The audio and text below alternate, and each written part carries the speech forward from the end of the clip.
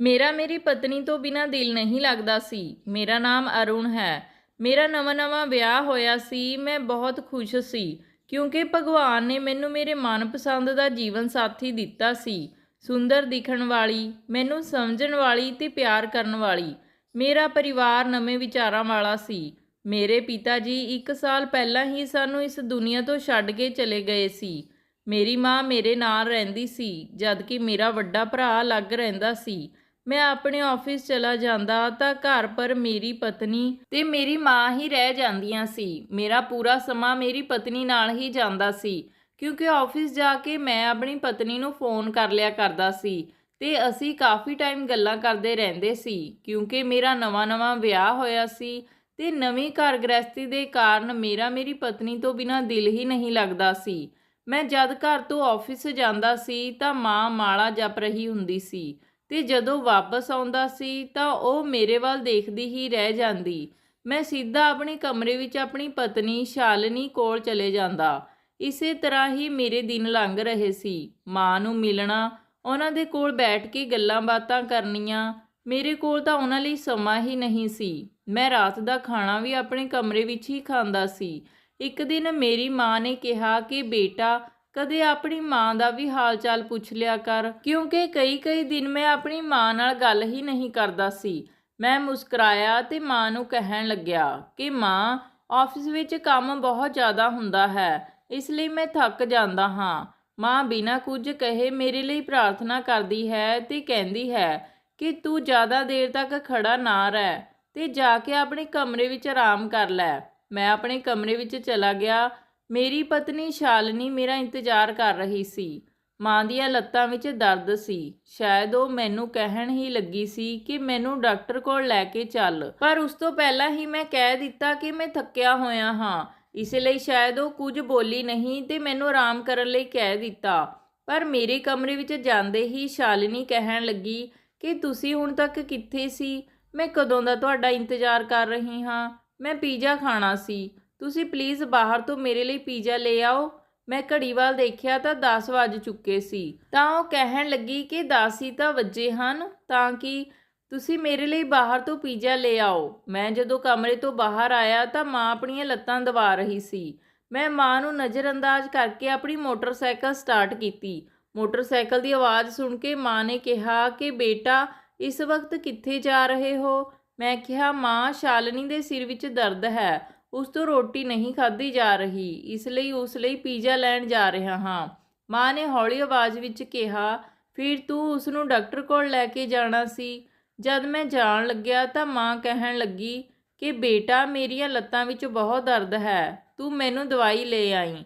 ਮੈਂ ਚਲਾ ਗਿਆ। ਪੀਜ਼ੇ ਵਾਲੀ ਦੁਕਾਨ 'ਤੇ ਬਹੁਤ ਭੀੜ ਸੀ। ਮੈਨੂੰ ਉੱਥੇ ਇੱਕ ਮੇਰਾ ਦੋਸਤ ਮਿਲ ਗਿਆ। ਮੈਂ ਉਸ ਨਾਲ ਗੱਲਾਂ ਕਰਨ ਲੱਗਾ। ਐਨੇ ਨੂੰ ਪੀਜ਼ਾ ਵੀ ਤਿਆਰ ਹੋ ਗਿਆ। ਮੈਂ ਪੀਜ਼ਾ ਲੈ ਕੇ ਘਰ ਆ ਗਿਆ। ਮਾਂ ਨੇ ਕਿਸੇ ਤਰ੍ਹਾਂ ਚੱਲ ਕੇ ਗੇਟ ਖੋਲ੍ਹਿਆ। ਮੈਂ ਆਪਣੀ ਬਾਈਕ ਅੰਦਰ ਲਾ ਕੇ ਆਪਣੇ ਕਮਰੇ ਵੱਲ ਜਾਣ ਲੱਗਿਆ ਤਾਂ ਪਿੱਛੋਂ ਮਾਂ ਨੇ ਆਵਾਜ਼ ਦਿੱਤੀ ਕਿ ਬੇਟਾ, ਤੂੰ ਮੇਰੀ ਦਵਾਈ ਨਹੀਂ ਲੈ ਕੇ ਆਇਆ। ਮੈਂ ਸਿਰ 'ਤੇ ਹੱਥ ਰੱਖਦੇ ਹੋਏ ਕਿਹਾ ਕਿ ਮਾਂ, ਮੈਂ ਭੁੱਲ ਗਿਆ, ਮੈਂ ਹੁਣੇ ਲੈ ਕੇ ਆਉਂਦਾ ਹਾਂ। ਮਾਂ ਮੁਸਕਰਾਈ ਤੇ ਕਿਹਾ, ਕੋਈ ਗੱਲ ਨਹੀਂ, ਤੂੰ ਹੁਣ ਆਰਾਮ ਕਰ, ਕੱਲ੍ਹ ਲੈ ਆਵੀਂ। ਜਦ ਕਿ ਸ਼ਾਲਿਨੀ ਫੋਨ 'ਤੇ ਗੇਮ ਖੇਡਦੇ ਹੋਏ ਪੀਜ਼ਾ ਖਾ ਰਹੀ ਸੀ ਤੇ ਮਾਂ ਨੇ ਸਾਰੀ ਰਾਤ ਦਰਦ ਵਿੱਚ ਕੱਟੀ ਸੀ। ਪਰ ਮੈਂ ਬੇਖਬਰ ਸੀ, ਬੇਫਿਕਰ ਸੀ। ਦਿਨ ਇਸੇ ਤਰ੍ਹਾਂ ਲੰਘ ਰਹੇ ਸੀ। ਮੈਂ ਆਪਣੀ ਮਾਂ ਤੋਂ ਦੂਰ ਜਾ ਰਿਹਾ ਸੀ। ਇੱਥੋਂ ਤੱਕ ਕਿ ਇੱਕ ਹਫ਼ਤੇ ਵਿੱਚ ਵੀ ਮੈਨੂੰ ਆਪਣੀ ਮਾਂ ਦੇ ਕਮਰੇ ਵਿੱਚ ਜਾ ਕੇ ਉਹਨਾਂ ਦੇ ਹਾਲ ਚਾਲ ਪੁੱਛਣ ਦਾ ਵੀ ਟਾਈਮ ਨਹੀਂ ਸੀ। ਮੇਰਾ ਵੱਡਾ ਭਰਾ ਵੀ ਸਾਡੇ ਘਰ ਤੋਂ ਥੋੜ੍ਹੀ ਦੂਰੀ 'ਤੇ ਹੀ ਰਹਿੰਦਾ ਸੀ। ਉਹ ਵੀ ਕਦੇ ਮਾਂ ਨੂੰ ਨਹੀਂ ਮਿਲਣ ਆਇਆ ਸੀ। ਉਹ ਵੀ ਆਪਣੇ ਬੱਚਿਆਂ ਤੇ ਪਤਨੀ ਨਾਲ ਖੁਸ਼ ਸੀ। ਇੱਕ ਦਿਨ ਮਾਂ ਮੈਨੂੰ ਪੁੱਛਣ ਲੱਗੀ ਕਿ ਤੇਰਾ ਭਾਈ ਕਿਵੇਂ ਹੈ? ਤਾਂ ਮੈਂ ਕਿਹਾ ਕਿ ਪਤਾ ਨਹੀਂ ਉਸ ਨੂੰ ਕੀ ਸਮੱਸਿਆ ਹੈ। ਮੈਂ ਕੱਲ੍ਹ ਦੇਖਿਆ ਸੀ, ਉਹ ਬੜਾ ਉਦਾਸ ਲੱਗ ਰਿਹਾ ਸੀ। ਇਹ ਸੁਣ ਕੇ ਮਾਂ ਪਰੇਸ਼ਾਨ ਹੋ ਗਈ। ਮਾਂ ਨੇ ਕਿਹਾ ਕਿ ਫਿਰ ਤੂੰ ਪੁੱਛਿਆ ਨਹੀਂ ਕਿ ਕੀ ਗੱਲ ਹੈ, ਤੈਨੂੰ ਕੀ ਪਰੇਸ਼ਾਨੀ ਹੈ? ਫਿਰ ਮਾਂ ਉਸ ਦੇ ਲਈ ਪ੍ਰਾਰਥਨਾ ਕਰਨ ਲੱਗੀ ਕਿ ਹੇ ਰੱਬਾ, ਮੇਰੇ ਬੱਚੇ ਨੂੰ ਜਿਹੜੀ ਵੀ ਸਮੱਸਿਆ ਹੈ ਉਸ ਨੂੰ ਦੂਰ ਕਰ ਦੇ। ਮੈਂ ਕਿਹਾ, ਮਾਂ, ਤੇਰੇ ਬੱਚੇ ਨੂੰ ਤਾਂ ਤੇਰੀ ਫਿਕਰ ਨਹੀਂ ਹੈ, ਤੂੰ ਉਸ ਦੇ ਲਈ ਰੱਬ ਅੱਗੇ ਅਰਦਾਸਾਂ ਕਰਦੀ ਆਂ। ਫਿਰ ਮਾਂ ਨੇ ਕਿਹਾ ਕਿ ਬੇਟਾ, ਮੇਰੇ ਬੱਚੇ ਸਿੱਧੇ ਸਾਦੇ ਹਨ, ਇਸ ਲਈ ਮੈਨੂੰ ਉਹਨਾਂ ਦੀ ਚਿੰਤਾ ਹੈ। ਉਸ ਨੂੰ ਕੋਈ ਪਰੇਸ਼ਾਨੀ ਹੋਵੇਗੀ ਤਾਂ ਹੀ ਉਹ ਮੈਨੂੰ ਮਿਲਣ ਨਹੀਂ ਆਉਂਦਾ। ਮੈਂ ਕਿਹਾ ਉਸ ਨੂੰ ਕੋਈ ਪਰੇਸ਼ਾਨੀ ਨਹੀਂ ਹੈ। ਉਸ ਨੇ ਹੁਣੇ ਕੁਝ ਦਿਨ ਹੋਏ ਆਪਣੇ ਸਾਲੇ ਨੂੰ ਨਵਾਂ ਮੋਟਰਸਾਈਕਲ ਖਰੀਦ ਕੇ ਦਿੱਤਾ ਹੈ, ਪੂਰੇ 1 ਲੱਖ ਰੁਪਏ ਦਾ। ਇਹ ਸੁਣ ਕੇ ਮਾਂ ਚੁੱਪ ਹੋ ਗਈ, ਪਰ ਉਹ ਦਿਨ ਪਰ ਦਿਨ ਕਮਜ਼ੋਰ ਹੁੰਦੀ ਜਾ ਰਹੀ ਸੀ। ਐਵੇਂ ਹੀ ਦਿਨ ਲੰਘਦੇ ਗਏ। ਮੈਂ ਜਿਸ ਕੰਪਨੀ ਵਿੱਚ ਕੰਮ ਕਰਦਾ ਸੀ ਉਸ ਨੇ ਮੇਰਾ ਟਰਾਂਸਫਰ ਦੂਜੇ ਸ਼ਹਿਰ ਵਿੱਚ ਕਰ ਦਿੱਤਾ ਤੇ ਮੈਨੂੰ ਰਹਿਣ ਲਈ ਇੱਕ ਘਰ ਵੀ ਦਿੱਤਾ। ਮੈਂ ਬਹੁਤ ਜ਼ਿਆਦਾ ਖੁਸ਼ ਸੀ। ਜਦ ਮੈਂ ਇਹ ਗੱਲ ਆਪਣੀ ਪਤਨੀ ਨੂੰ ਦੱਸੀ ਤਾਂ ਉਹ ਵੀ ਬਹੁਤ ਜ਼ਿਆਦਾ ਖੁਸ਼ ਹੋਈ। ਫਿਰ ਮਾਂ ਮੇਰੇ ਕੋਲ ਆ ਕੇ ਕਹਿਣ ਲੱਗੀ ਕਿ ਕੀ ਹੋਇਆ ਬੇਟਾ, ਕਿਸ ਗੱਲ ਲਈ ਇੰਨਾ ਸ਼ੋਰ ਮਚਾਇਆ ਤੁਸੀਂ? ਮੈਂ ਮੁਸਕਰਾ ਕੇ ਮਾਂ ਨੂੰ ਕਿਹਾ, ਮਾਂ, ਕੰਪਨੀ ਨੇ ਮੇਰਾ ਟਰਾਂਸਫਰ ਦੂਜੇ ਸ਼ਹਿਰ ਵਿੱਚ ਕਰ ਦਿੱਤਾ ਹੈ ਤੇ ਰਹਿਣ ਲਈ ਇੱਕ ਘਰ ਵੀ ਦਿੱਤਾ ਹੈ ਤੇ ਇੱਕ ਕਾਰ ਵੀ ਦਿੱਤੀ ਹੈ ਤੇ ਅਸੀਂ ਉੱਥੇ ਜਾ ਰਹੇ ਹਾਂ ਰਹਿਣ ਲਈ। ਫਿਰ ਮਾਂ ਮੁਸਕਰਾਈ ਤੇ ਕਹਿਣ ਲੱਗੀ ਕਿ ਵਧੀਆ ਗੱਲ ਹੈ, ਤੁਸੀਂ ਐਵੇਂ ਹੀ ਤਰੱਕੀਆਂ ਕਰਦੇ ਰਹੋ। ਫਿਰ ਮਾਂ ਨੇ ਹੌਲੀ ਜਿਹੇ ਕਿਹਾ ਕਿ ਬਹੂ, ਮੇਰੇ ਕੱਪੜੇ ਵੀ ਪੈਕ ਕਰ ਲੈ। ਮੈਂ ਮਾਂ ਵੱਲ ਦੇਖਦੇ ਹੋਏ ਕਿਹਾ ਕਿ ਮਾਂ, ਤੁਸੀਂ ਅਜੇ ਸਾਡੇ ਨਾਲ ਨਾ ਜਾਓ। ਫਿਲਹਾਲ ਮੈਂ ਤੇ ਸ਼ਾਲਿਨੀ ਜਾ ਰਹੇ ਹਾਂ। ਤੁਸੀਂ ਕੁਝ ਦਿਨ ਭਾਈ ਦੇ ਘਰ ਰਹਿ ਜਾਇਓ, ਫਿਰ ਅਸੀਂ ਤੁਹਾਨੂੰ ਆ ਕੇ ਲੈ ਜਾਵਾਂਗੇ। ਮੇਰੀ ਗੱਲ ਸੁਣ ਕੇ ਮਾਂ ਦਾ ਚਿਹਰਾ ਉਤਰ ਗਿਆ, ਪਰ ਫਿਰ ਵੀ ਉਸਨੇ ਵੱਡਾ ਦਿਲ ਕਰਕੇ ਕਿਹਾ ਕਿ ਠੀਕ ਹੈ ਬੇਟਾ, ਤੂੰ ਮੈਨੂੰ ਆਪਣੇ ਭਾਈ ਦੇ ਘਰ ਛੱਡ ਆ। ਉਸ ਸਮੇਂ ਮੈਂ ਮਨ ਵਿੱਚ ਸੋਚਿਆ ਕਿ ਮਾਂ ਨੂੰ ਕਿੰਨਾ ਬੁਰਾ ਲੱਗਿਆ ਹੋਵੇਗਾ, ਕਿੰਨਾ ਦਿਲ ਦੁਖਿਆ ਹੋਵੇਗਾ ਮਾਂ ਦਾ।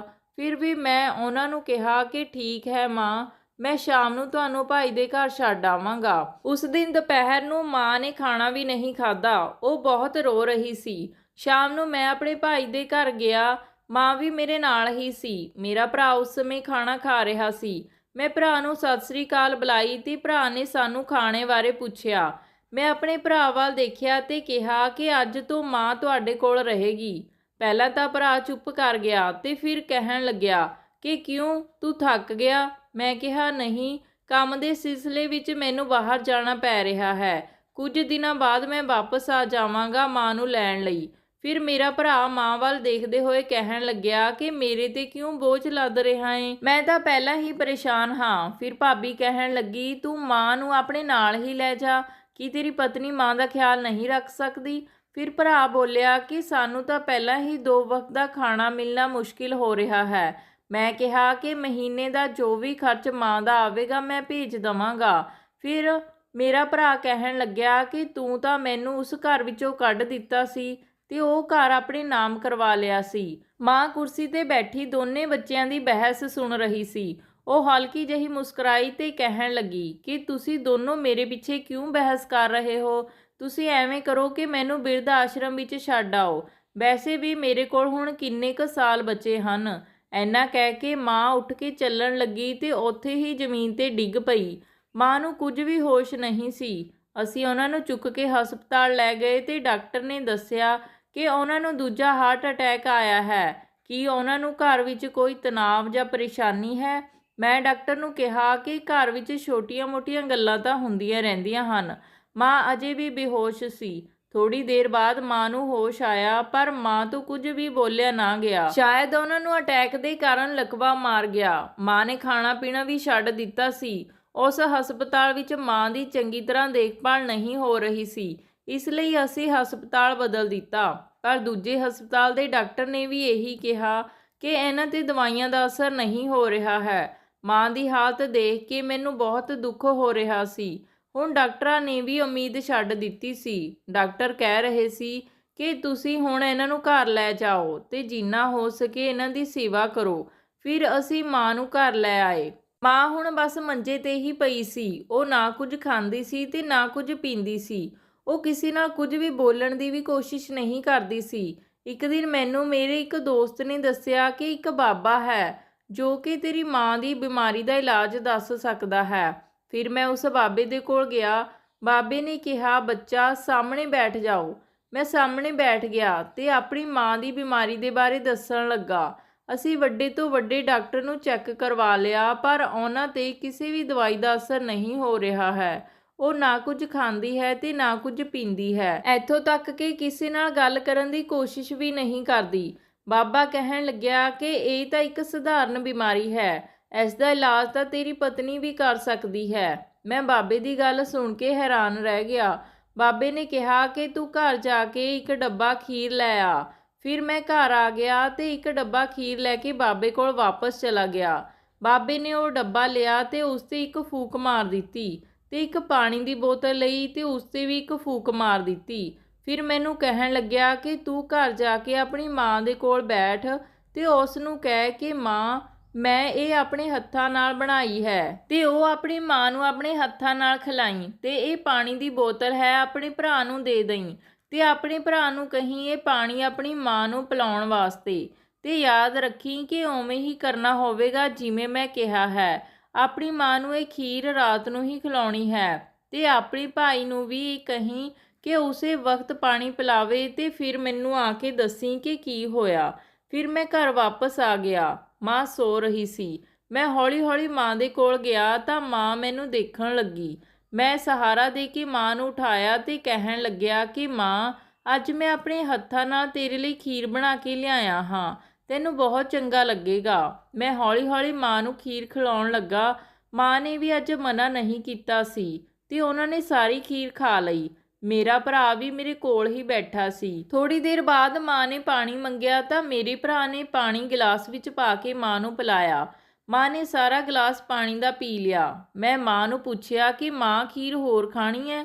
ਮੈਨੂੰ ਬਹੁਤ ਚੰਗਾ ਲੱਗਿਆ ਸੀ। ਮਨ ਹੀ ਮਨ ਸੋਚਣ ਲੱਗਿਆ ਕਿ ਬਾਬਾ ਕਿੰਨਾ ਮਹਾਨ ਹੈ। ਉਹਨਾਂ ਵਿੱਚ ਕੋਈ ਦੈਵਿਆ ਸ਼ਕਤੀ ਹੈ। ਜਿਹੜਾ ਇੰਨੇ ਚਿਰਾਂ ਤੋਂ ਡਾਕਟਰਾਂ ਨੇ ਨਹੀਂ ਕੀਤਾ, ਉਹ ਅੱਜ ਇਸ ਬਾਬੇ ਨੇ ਕਰ ਦਿਖਾਇਆ। ਕਿੰਨੇ ਦਿਨਾਂ ਬਾਅਦ ਅੱਜ ਮੇਰੀ ਮਾਂ ਨੇ ਕੁਝ ਖਾਧਾ ਸੀ। ਅਗਲੇ ਦਿਨ ਮੈਂ ਮਠਿਆਈ ਦਾ ਡੱਬਾ ਲੈ ਕੇ ਬਾਬੇ ਕੋਲ ਗਿਆ।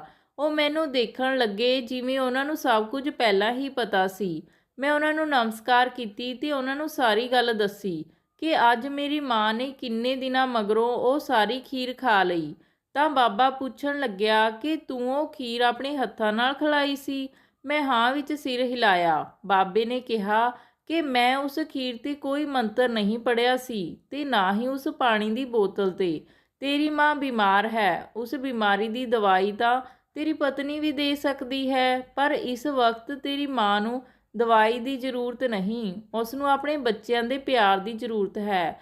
ਜਦ ਇੱਕ ਮਾਂ ਬਿਮਾਰ ਹੁੰਦੀ ਹੈ ਤਾਂ ਉਸ ਦੇ ਬੱਚੇ ਕੇਵਲ ਇਹੀ ਪੁੱਛ ਲੈਣ ਕਿ ਮਾਂ ਤੂੰ ਠੀਕ ਆ, ਤਾਂ ਮਾਂ ਤਾਂ ਇਹਨਾਂ ਸ਼ਬਦਾਂ ਨਾਲ ਹੀ ਅੱਧ ਤੋਂ ਜ਼ਿਆਦਾ ਠੀਕ ਹੋ ਜਾਂਦੀ ਹੈ। ਬੇਟਾ, ਜੇ ਪਹਿਲਾਂ ਤੋਂ ਹੀ ਤੂੰ ਆਪਣੀ ਮਾਂ ਨੂੰ ਆਪਣੇ ਹੱਥਾਂ ਨਾਲ ਦਵਾਈ ਦਿੰਦਾ, ਉਹਨਾਂ ਨੂੰ ਖਾਣਾ ਖਿਲਾਉਂਦਾ ਤੇ ਉਹਨਾਂ ਦਾ ਖਿਆਲ ਰੱਖਦਾ, ਤਾਂ ਉਹਨਾਂ ਨੇ ਬਿਮਾਰ ਹੋਣਾ ਹੀ ਨਹੀਂ ਸੀ। ਇੱਕ ਗੱਲ ਕਹਾਂ ਬੇਟਾ, ਤੁਹਾਡੇ ਭਾਈਆਂ ਲਈ ਹੁਣ ਤੁਹਾਡੀ ਮਾਂ ਬੋਝ ਬਣ ਗਈ ਹੈ, ਜਿਸ ਨੇ ਕੜੀ ਮਿਹਨਤ ਕਰਕੇ ਤੁਹਾਨੂੰ ਇੱਥੇ ਤੱਕ ਪਹੁੰਚਾਇਆ।